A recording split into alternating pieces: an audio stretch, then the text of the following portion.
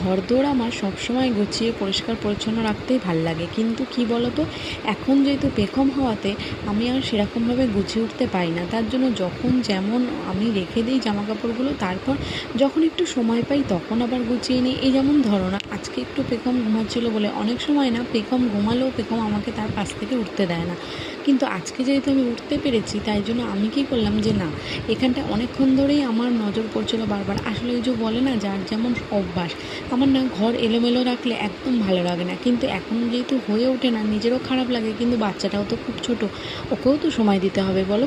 সেই জন্য আমি অতটা আর মাথা ঘামাই না, যখন ও বড়ো হয়ে যাবে তখন তো আমি আমার কাজ করবোই, তাই না?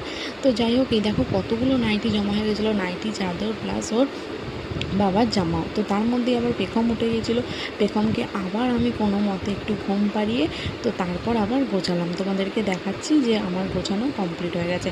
যাই হোক, এখন আমার কাজটা ফাইনালি কমপ্লিট হলো, এই দেখো গোছানো কমপ্লিট।